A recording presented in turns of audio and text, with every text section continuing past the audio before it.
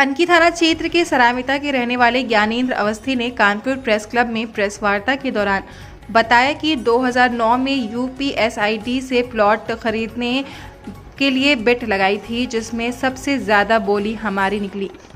घोषणा करके बताया भी गया, जिससे संतुष्ट होकर वहां से चले आए थे। 20 दिन बाद जब वहां गए तो आवंटन पत्र के लिए पैसों की मांग की गई, जिसकी शिकायत की गई, लेकिन जब सुनवाई नहीं हुई तो सिविल कोर्ट में मुकदमा किया गया, जिसके बाद वहां से नोटिस आने लगे, जिसकी शिकायत यूपी सरकार नेताओं से की, जिसमें मेरे पक्ष में जांच आ चुकी है, लेकिन विभाग जांच नहीं कर रहा है। कानपुर से संवाददाता रामवीर कुशवाहा की रिपोर्ट। प्रेस वार्ता का उद्देश्य ये है कि यूपीएसआईडीसी जो अब यूपी सीडा ज्ञानेंद्र कुमार अवस्थी जी हैं, इनके साथ अन्याय कर रही है, जो इनको न्याय जिससे ये पीड़ित है और अपनी बात कहने के लिए आए हैं। जो इनकी विषय वस्तु है वो इनकी विषय वस्तु है कि यूपीएसआईडीसी ने 20 दिसंबर सन 2000 में उन्होंने औद्योगिक, वाणिज्य और व्यवसायिक आवासीय इकाइयों के भूखंडों की नीलामी की निविदा जारी की थी। उसमें इन्होंने न्यूनतम मूल्य 60,750 रुपये रखा था, जिसमें इन्होंने 8,000 रुपया मूल्य की निविदा भरी थी और इन्होंने जो 5% जमा किया था गजट के हिसाब से वो 27,900 रुपये इन्होंने जमा किए थे। और इनकी अधिकतम बोली जब बिड खोली गई तो इनकी अधिकतम बोली क्या यस 55 आपको आवंटित कर दिया गया है और आप ये घोषणा कर दी गई क्योंकि अधिकतम बोली थी और इनसे कहा गया कि आप चाहें तो वहाँ अपना कब्जा कर ले जाके आपका फाइनल हो गया। घूस की मांग की जाने लगी, इनको अलॉटमेंट लेटर नहीं दिया गया, इनसे घूस की मांग की जाने लगी। वहाँ के लिपिक नरेश वर्मा और आर्यम। क्या नाम है?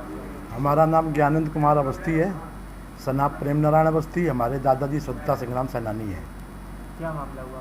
मामला हमारा ये हुआ कि हमको 2009 में बंद निविदा में यूपीएसआईडीसी ने ये आख्या वो निकाला, पेपर में गजट निकाला।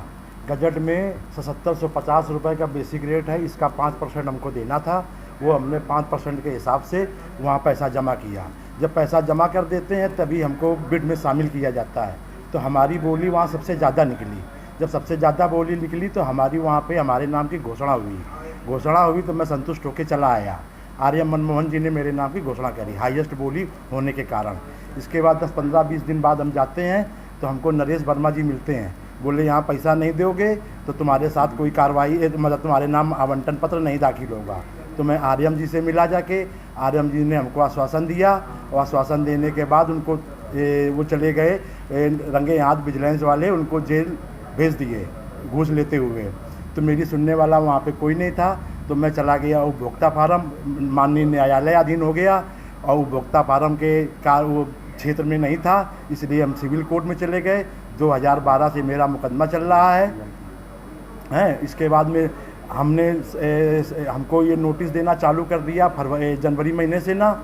उसके बाद हम इतने पीड़ित हो गए तो हम पीएम ऑफिस, सीएम जनता दरबार, संयुक्त आयुक्त उद्योग, हमारे कैबिनेट मंत्री नंदी जी उनके पास भी हम होके आए, मुख्य सचिव, प्रमुख सचिव, इतनी जगह, राष्ट्रपति, इतनी जगह मैंने पोर्टल से और बाई पोस्ट मैंने लेटर डाला। वहाँ से सब जगह से मेरे पक्ष की जांच आ गई है, लेकिन विभाग अभी तक जांच नहीं करना चाहता है। इसलिए नहीं करना चाहता है कि यदि उस समय की जांच हो जाएगी तो पूरी दाल काली है, इसलिए विभाग हमारी जांच नहीं करना चाहता है। कितने रुपए का मामला, कब का मामला? ये 2009 का मामला है। 5,60,000 के लगभग प्लाट था उस समय। और आपको रजिस्ट्री में कितने रुपए दिखाए गए थे? हमारा 8,000 रुपये हाईएस्ट रेट है और सेकंड नंबर का 7900 रुपये रेट है। सेकंड नंबर वाले को कर दिया, लेन देन का भ्रष्टाचार का वहाँ बढ़ावा है, इसलिए उसका कर दिया। हम लेन देन में सटल नहीं हुए तो हमारा नहीं किया।